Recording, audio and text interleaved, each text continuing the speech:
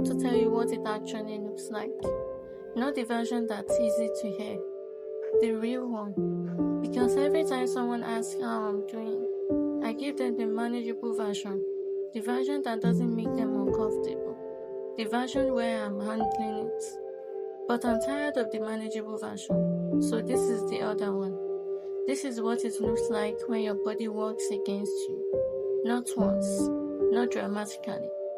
Every single day. My body wakes up before I do. Not in a good way.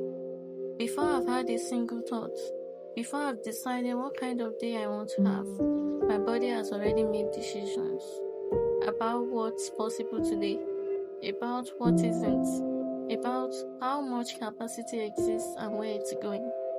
Some mornings there is pain, not dramatic pain, the quiet kind. The kind that sits in the background of everything you try to do, like a sound you can't unhear.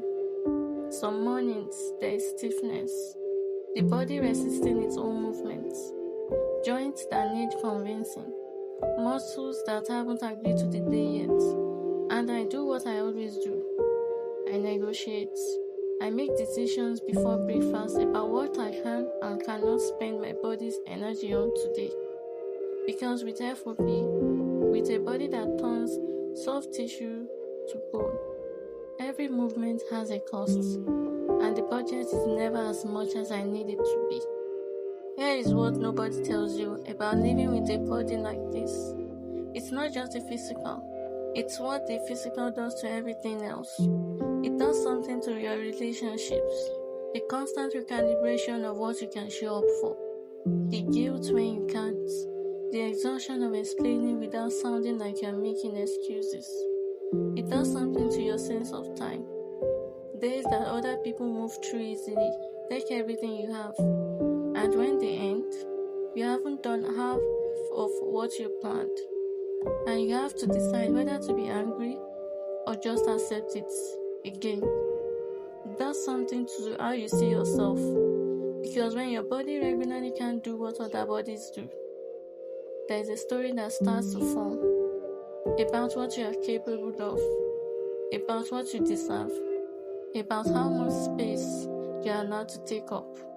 That story is the most dangerous thing my condition has done to me, not the bone, the story. Between the morning negotiation and the end of the day, there are 100 small moments nobody sees.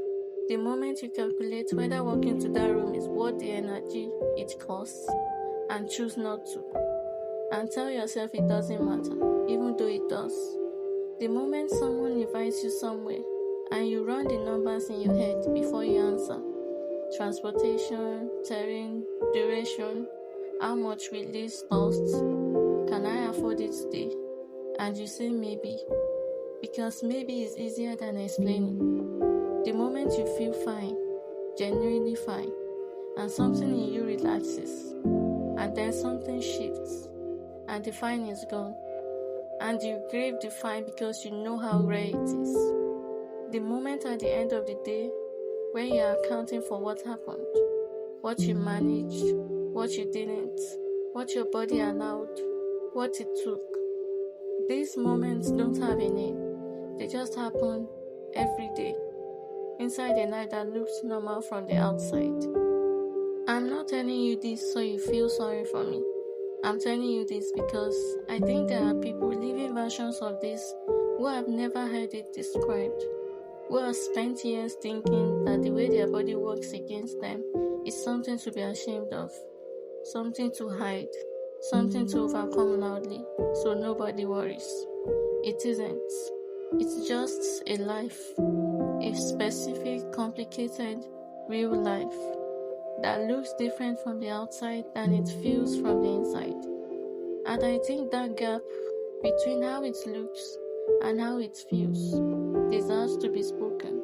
So I'm speaking it, even when it's uncomfortable, even when the manageable version would be easier. This is the real one.